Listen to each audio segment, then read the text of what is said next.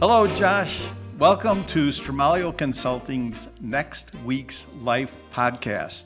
We're going to have a great show today, and welcome to our little adventure here today. It's going to be a lot of fun, and I have one very, very important question. I warned you about this, so it's coming right at you right out of the chute. Your favorite Frank Sinatra song? Frank who? Oh, geez. We were so prepared. No, I am prepared. How could you not like Frank Sinatra? In full transparency, we talked about this last week, and I recognize a few of his songs, but I've never really sat down and listened to him. But in the last week, I can't stop listening to him. It's pretty phenomenal. As far as the top songs that I listen to, I would say New York, New York. Just the confidence in his voice, and I can't dance, but when I'm listening to him, it's like I'm immediately on a dance floor, black suit, thin tie, some kind of black slick shoes, with my wife on my arm, kind of spinning around on the dance floor. And it's a really good feeling. I think I mentioned to you earlier just about the confidence, and that "Fly Me to the Moon" was pretty good, and they're all good. But if I had to choose, it would be New York, New York. So, Josh, we have a late blooming convert to the world of Sinatra. I'm here. Awesome. And I it's just don't funny. measure up. I don't measure up, Mike. Now You listen to him.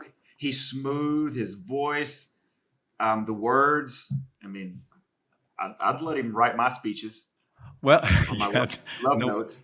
well, I tell you, I'd at least let him deliver my speeches. The man absolutely commanded the stage.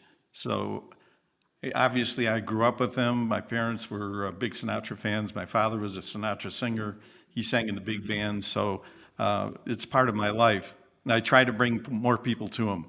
So, and you Well, pick two good ones. can I add a third? The way you look tonight, and here's why. When I listen to that, I'll be married 22 years in November, and my wife still brings a smile to my face. We have four little ones or big ones, whatever you want to call them, four boys that run us ragged. But when we're together, just the two of us, it's amazing. And so listening to Frank, like I said, just I imagine having her on my arm and us just enjoying the music and enjoying each other. That is awesome. And by the It, way, it is it last is week, awesome. last week we had another guest on pick the same song. So I'm glad Frank brought romance in that lyric to you. Makes you remember. How long you been married? 20 what? Uh, 22, yeah, 20. It'll be 22 in November. Wow, congratulations. That's awesome. Thank you, I hope you have that song playing for your romantic dinner on your anniversary. without a doubt. All right, so you asked me a question, and in all fairness, you answered my question about Sinatra.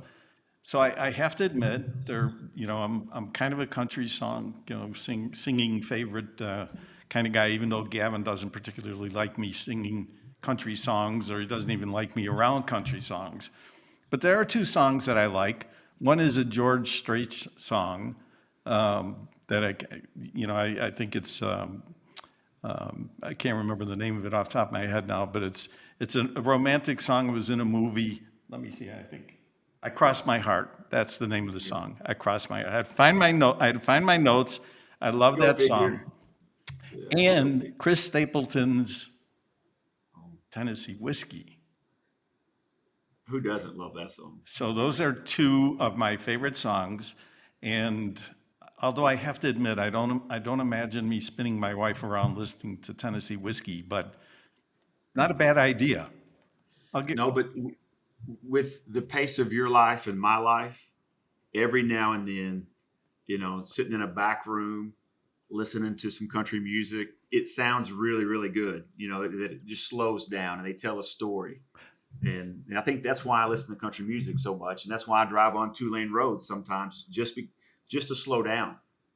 I'll stay off the interstate or the highway and just get on a two-lane road and just cruise. So Well, I'll tell you what, there's nothing like riding down a two-lane highway on a motorcycle or in a car listening to some great country music or Sinatra. So when we're riding across the country, you know what I'm doing. That's right. And I may have to send you a few more country songs. Okay, so Josh, you've been with ACDI and for, as we talked about, 20 years. And you look at the experiences that we've all shared with ACDI, and the one thing that always jumps out at me, and the guys that ride across the country, the Gavins and the Patriot Pack, and anyone who comes in contact with you either through business or industry events, it's a pretty clear standing out moment or standout moment. Anyone who understands and works with ACDI, you walk into that building or you talk to people, the culture just jumps out at you. The people are animated, they're articulate, they're smart, they're gracious, they're professional, they're positive, and you all share the same really wonderful enthusiasm. And as someone who's been with the business, the thing I always am intrigued by, at what point did you realize that you were actually creating that? How did that happen? How did that culture come, clear for you, and how do you continue to manifest itself? You know what? You are so good at pulling on somebody's heartstrings. You know that. It's the truth. And you know what? I think it's an important question, especially for our industry, for the folks that you and I talk with on a daily basis that are leading people. One of the things that you asked when I experienced or thought I was going to inject myself into a culture. I would say within the first month at ACDI, I'd had leadership training at UPS in finance and gone to business school in Fayetteville and got a degree in finance and learned a lot from other people and instructors. But, you know, the real world was a little bit different than I expected after college. And one of the things that was important to me or joining a small business was making sure that it was fun. I'd sat in a suit and tie for 2 years and really just kind of floundered, couldn't find my way, had opportunities, traveled a little bit, but there was no joy there, And so the simple things started with ACDI, and it started with, hey, you're going to be off on your birthday, as simple as that. I said I want to be off on my birthday. Why wouldn't our team members? And from then on out, you look at, I guess you and I have talked about this. My faith is important to me, and part of my faith is about putting others first. And I believe there was a really good example of that about 2,000 years ago. And so I try to do that in complete humility, that it's not about me. It's really about the people, our team, our partners, my family, you name it. And when somebody joins our team, it's one that we're all rooting for you. And I had an example just a week ago. We had a young lady join, and we are doing our biweekly stand up. And so I get up usually and talk about birthdays and anniversaries and introduce fresh faces. Well, she was a little nervous, and I just said, "Look, everyone here is rooting for you." And when I said that, you could just see the pressure, kind of just fade away, and she was more relaxed. But that ought to be who we are as a company, not only with our own teammates, but with our partners. And you don't know how many times I've said, "Please give me a little grace," because I mess up all the time. And we just continue to try to get better. And what you're wearing on your shirt, I'm glad you brought that up too. Better than yesterday. That's our mission statement. And you hear it once and it kind of never goes away. And so if you look at all the good days that you've had, it just means the next day has to be even better. And if you start with that mindset, I think it's definitely a great starting point for any day. It's interesting. I've been wearing this shirt all day, and I can't tell you how many people came up to me and said, "Man, that is a great shirt. That's a great saying on the front, great on the back." And I was kind of having fun with the people that were coming through and just talking to me about it. So it's a good thing. So I am kind of curious. You grew up in a small town, very small town, and if you don't mind my saying, you are extremely gracious. You're a great president, obviously. You demonstrate great leadership. And I'm kind of curious how you feel coming from a small town where, you're you're certainly known to people, just by accident of being in a small town. Do you think leaders are born or do you think leaders are made? And do you think being in a small town, big town had any influence on that? Yeah, no, I've thought about that in the past. You hear other people answer it, and I would love to just put my stake in the ground and say it's you're born, but I think you can kind of grow into it as well. From my perspective, in a small town, you really couldn't do anything without getting noticed because if it I joke, but if you could throw a ball, they put you on a baseball team or a football team. If you could run, they put you on the track team. If you could shoot, they put you on the basketball team. And so in a small town, my mindset growing up was I'm going to come out fighting. My mother was a hard worker. My father was a hard worker. And, I really, I learned from them not to expect anything from anyone else. And if something positive came my way, it was a blessing.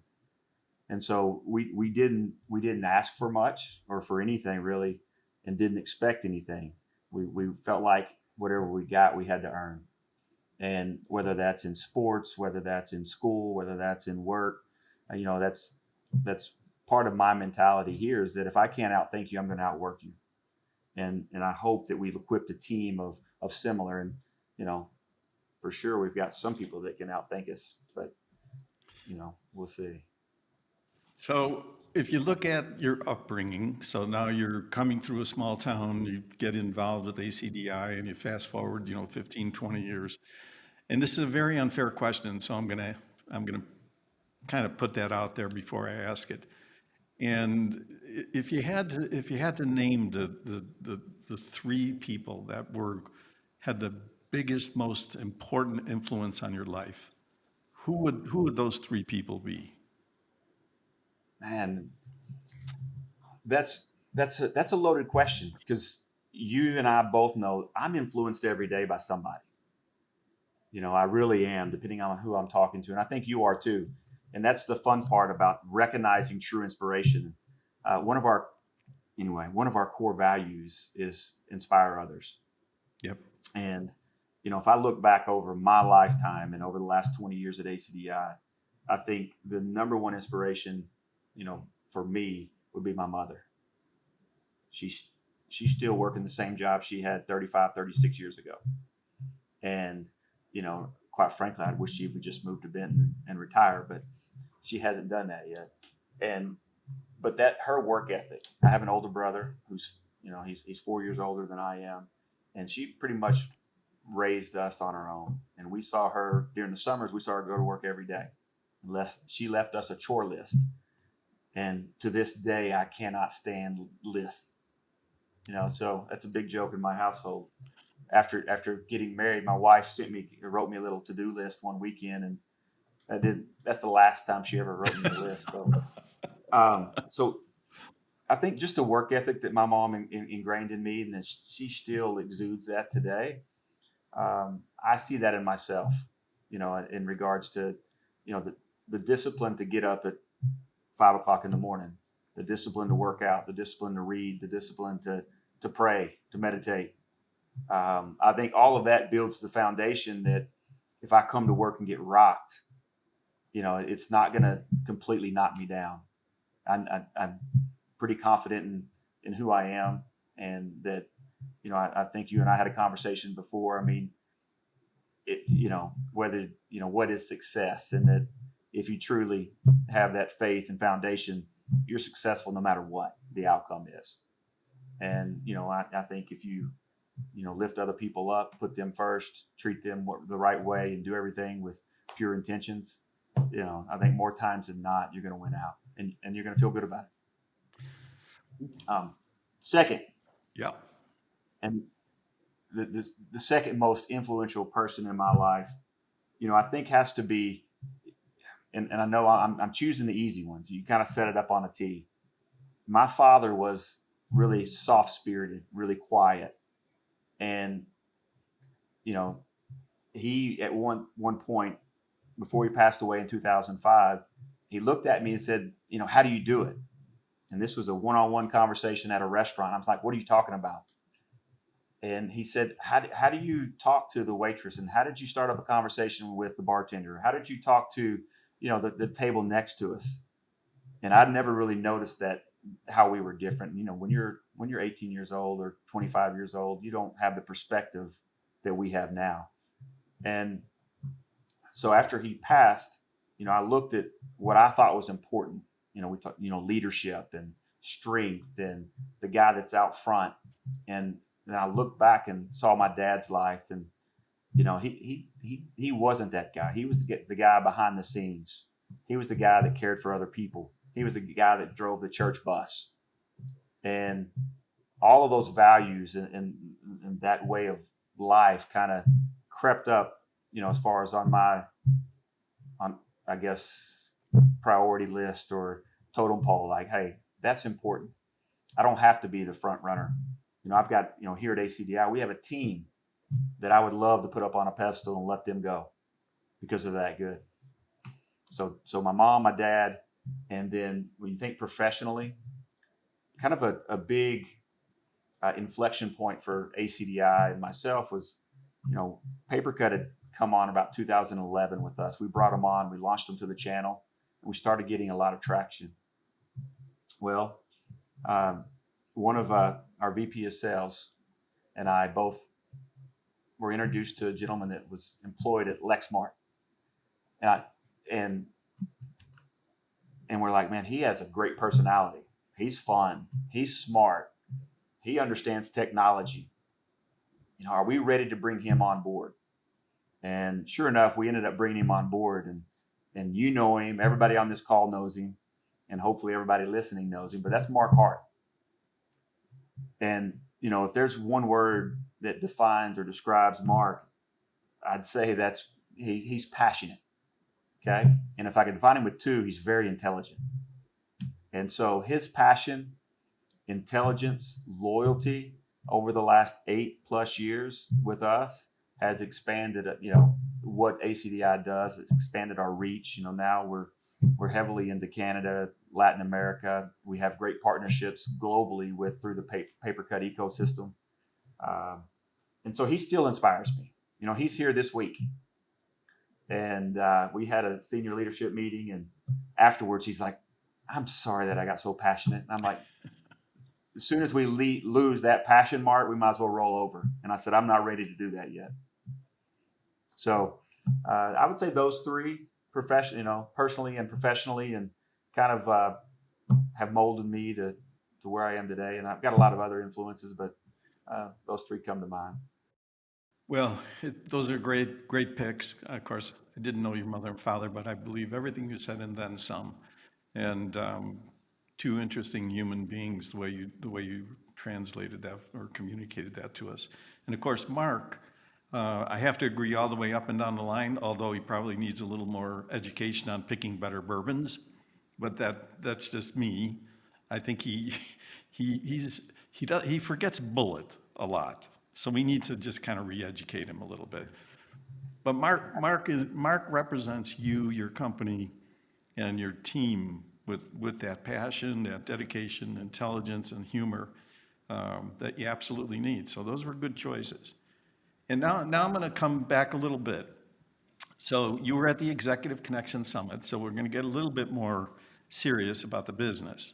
So you and I have had many conversations here and there, and occasionally there are a lot of people who have opinions and they want to share those opinions, and oftentimes they're not necessarily valid, and oftentimes they fail probably one of the greatest lessons of all. If you don't have anything nice to say, zip it, and they forget to do that. You have always, always, always demonstrated really a great sense of timing about what you say, a great sense of fact patterns about what you say, and you set a standard for our industry that I think is critically important for the next generation of business. And you and I have talked about this. The business needs a great new next generation, and you're one of those people that can lead it. When we were and are leading it, one of the things that happened at the Executive Connection Summit that absolutely caught my attention and floored me was when you got up and introduced the EV product lineup and your strategy and what you're trying to do. And I looked around that room, and there are 200 some, 240, 50 people in that room, all C-level guys. I mean, these are all leaders in their own right. And as soon as you started speaking, I looked around the room and I'm thinking, whoa, that is awesome. And then, of course, I see some of this. What did he say? What? He's doing what? And you had the attention of those 250 people. That doesn't happen very often. So when you launched that, when you said that to the people, what was your expectation? Did you get what you expected from that group, or did you see the same thing I did? And what transpired after? Yeah, first and foremost, you're too kind, and thank you.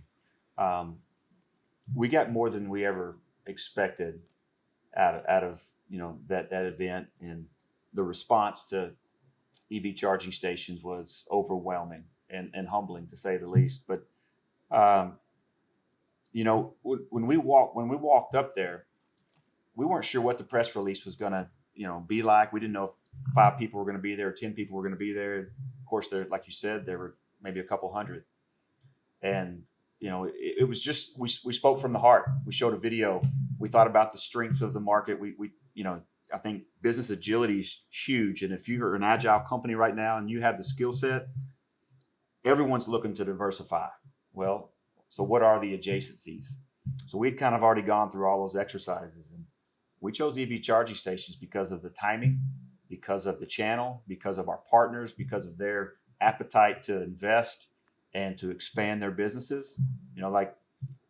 It's commonly reported right now that if dealers aren't growing, then they should probably sell. And I kind of hate that, but a lot of people, a lot smarter than I am, are saying that all the time. So um, we felt like we're not going to stop in investing in software solutions that really complement the workflow and the office space.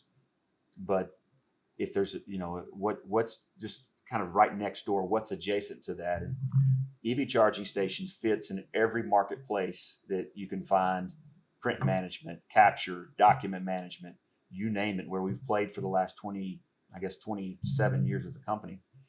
And and it's a growing technology. It's new. It's been over there in a trough of disillusionment with nobody really understanding how do we get it to the market.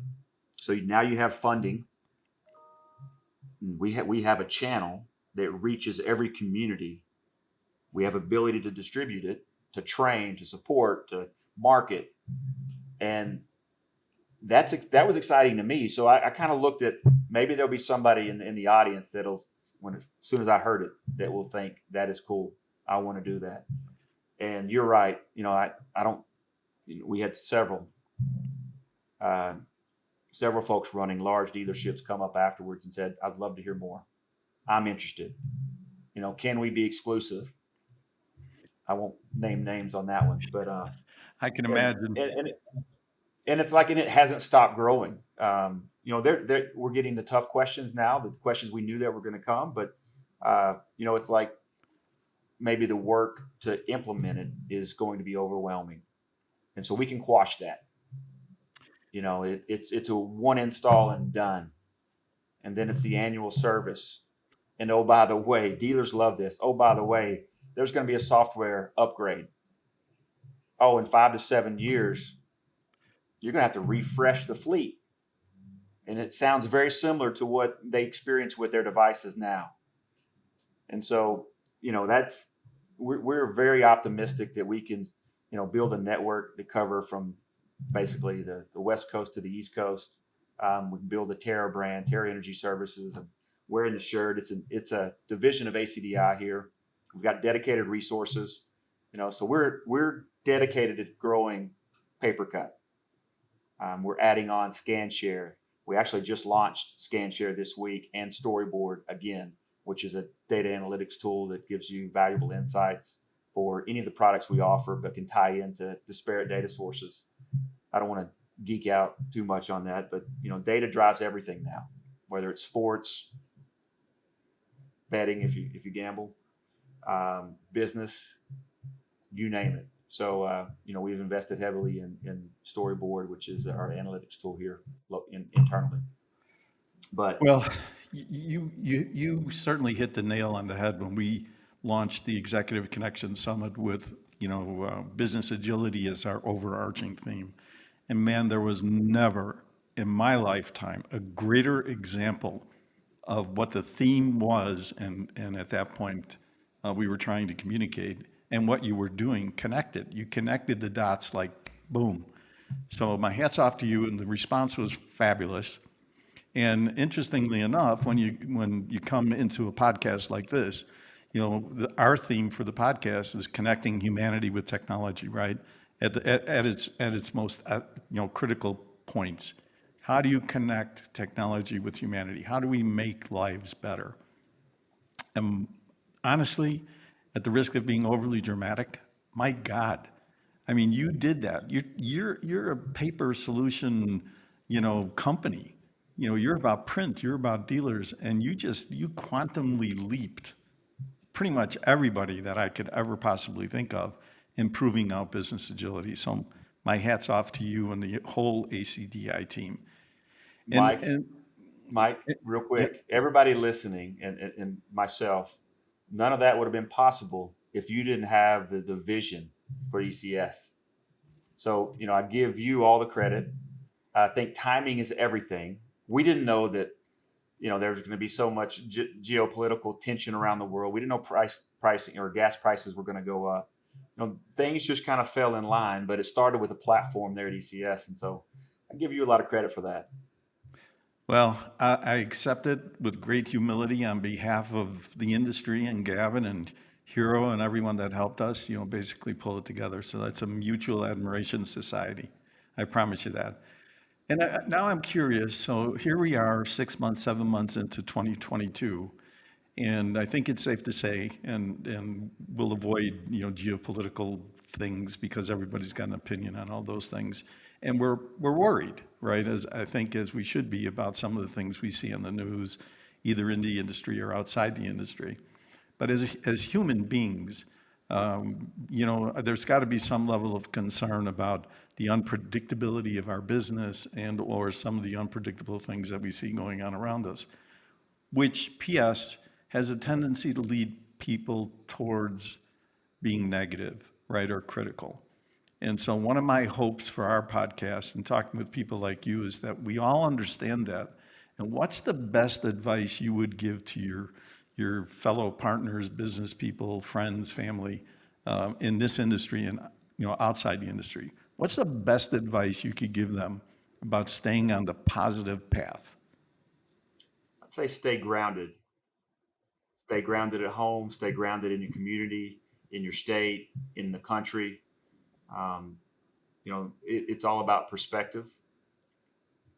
And so there's a lot of times where I want to feel sorry for myself, and then you know I run across somebody at church that lost their house, lost their car, can't pay their energy bill, um, house burned down, you name it, and I'm just like, I've got champagne problems, and I think that's what keeps me motivated.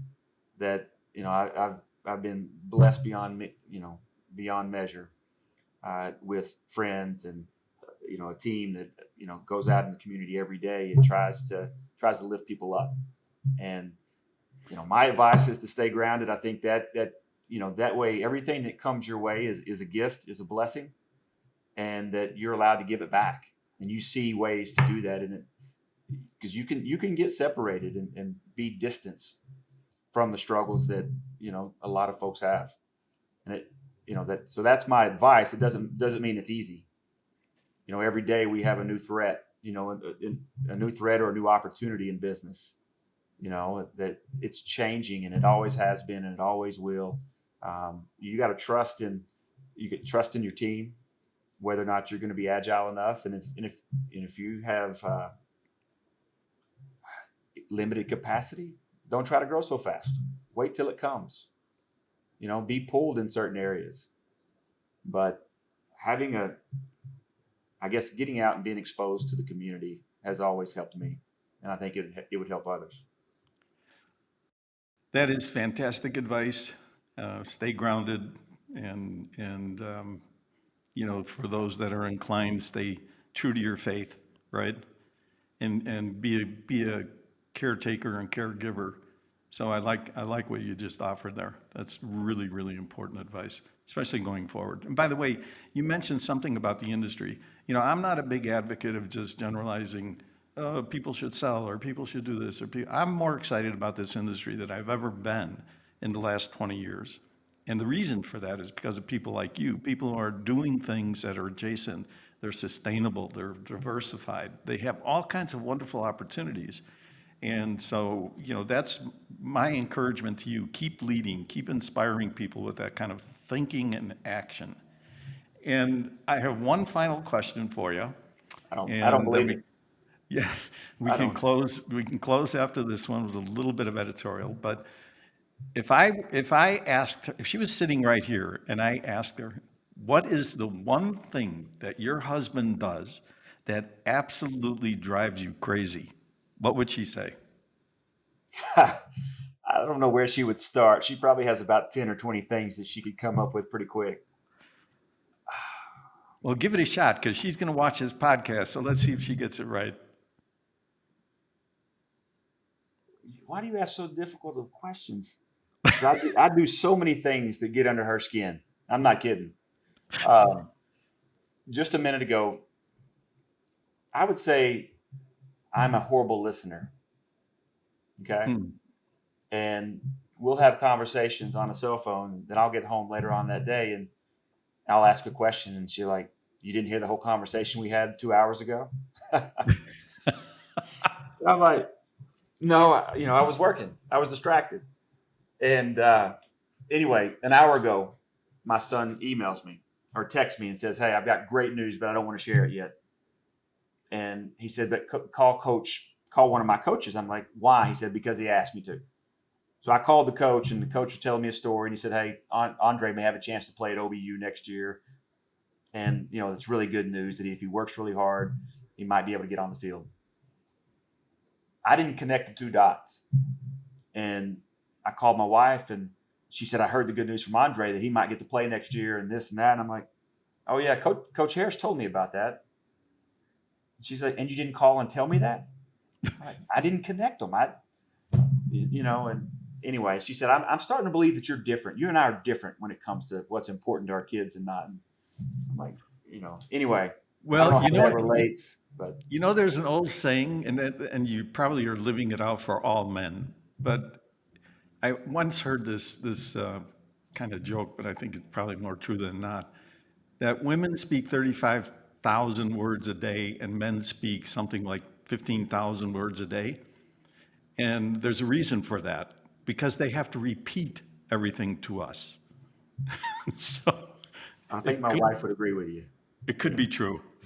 yeah. So anyway, I hope you enjoyed your time here. And again, before we leave, is there any other message that you would like to send, especially to our industry, people who watch ACDI? Is there anything else that's on top of your mind that you'd like to share? No, yes, there is. I mean, I think that the message that you bring, the message that hopefully we as part of the consortium all believe in of the rising tide lifts all boats. I hope and pray that never gets old. In our industry right now, as you said, I don't think has ever been a better time to really jump in because I don't know where the boundaries are anymore. You're selling security cameras, you're selling EV charging stations, you're selling software, you're developing software. You have new hardware coming out. You have financial models and leasing models that are more flexible than ever. You've got great marketing. I mean, look at what we're doing today. All the digital tools that are being released. I mean, it really doesn't matter your discipline anymore. It's like our industry, which is crazy to think about, the imaging industry has a home for everyone if they want to be a part of it. And guys like you and God willing, ACDI, our company are attractive for bright, doesn't matter the age, bright individuals that want to make an impact because we have a large reach and I love the fact that you come into every day and every meeting with the mindset of let's take on the world. And I say that all the time. Let's take on the world. And, let's spread the good news, not the bad news. Let's see everything as and I read a lot. I don't know about you, but I read a lot. And I've had to the last 15 years because I guess the learning curve was a little steep for me. But I see everything as a challenge and opportunity. And I hope that I never lose that mindset. Well, I don't think it's possible for you to lose that. You're like I said before, you're one of the key and principled people that are going to lead this generation of our next business, whatever rev this is. So my request of you is to make sure that you're always sensitive to the fact that your reach is far greater than you would imagine on any given day. So continue to inspire, continue to do what you do, continue to make ACDI a great company and all of your teammates and Mark and so on. So just keep doing what you're doing because you're leading by example and that's what we all need. And the final thought, here we are not too far away from being on the motorcycles again, June 17th, as we ride across the country. You and your team have been absolutely generous with your time, your spirit, and your money. We're grateful for it. It's a real indication of who you are as people and as a company. So we'll look forward to seeing you sometime here soon in your beautiful town, your beautiful office. And as we ride up with the motorcycles, please know that we're greatly, greatly, greatly appreciative of everything you do. So with that, I wish you a fantastic rest of this year and a great day. So I appreciate it, Josh. Thank you, Mike. Thank you for everything. My pleasure. Thanks.